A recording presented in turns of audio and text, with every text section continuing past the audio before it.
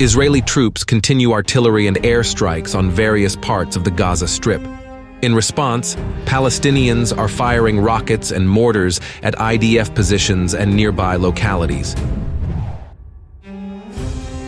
A humanitarian convoy of at least 30 truckloads of canned food and flour arrived to the north of the enclave at the end of the week. However, radicalized Israelis attacked the convoy en route. Some of the cargo was damaged. Work is also underway to build a temporary port southwest of Gaza to receive humanitarian aid. Once the facility begins to receive ships, it will be the final break in the maritime blockade of the enclave, which has lasted more than 15 years. At the same time, the U.S. and Jordanian air forces conducted 2 humanitarian aid drops in the northern Gaza Strip during the week. More than 75 tons of food packages were delivered to the region, and the total volume of supplies has already reached 1.1 thousand tons. In the central part of the enclave, the parties engaged in sporadic fighting north of Nuseirat. During the whole week, its intensity gradually decreased, and in the last days, they stopped altogether. In the southern Gaza Strip, debris removal and cleanup of the aftermath of the fighting in Khan Yunis continued.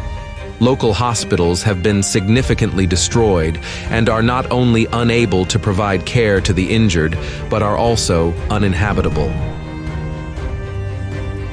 Rafah continued to be under the most concentrated fire, with daily strikes carried out on it. The majority of the strikes hit residential areas, resulting in a number of deaths and injuries. At the same time, Israeli troops were preparing for an offensive on the city and the occupation of the Philadelphia corridor. More than 1,000 combat vehicles are already stationed at military bases bordering the enclave, and the IDF continues to conduct exercises at all levels. The construction of tent camps for refugees from Rafah also continued with Egyptian support. They are planned to be located in coastal Al-Mawasi, around Deir al-Bala, and on farmland west of Khan Yunis.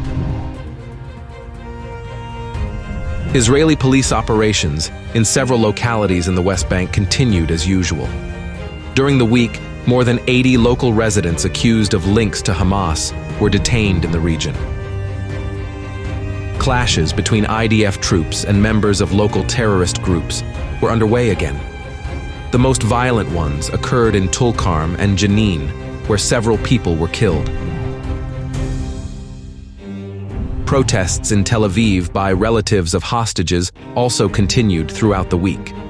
The protesters demanded a deal with Hamas and the return of all Israelis held in the enclave. The situation on the border with Lebanon has not changed significantly compared to last week. Hezbollah militants again struck border localities and IDF facilities. In addition, for the first time in a long while, the Lebanese branch of Hamas military wing became active. Izz ad-Din al-Qassam militants fired rockets at Kiryat Shmona, but almost all of them were intercepted, while others landed on abandoned lots. Israeli troops launched strikes on the Lebanese group's infrastructure and various suspicious facilities. Against the backdrop of the attacks, the IDF press service reported the elimination of several Hezbollah militants and the hitting of all targets.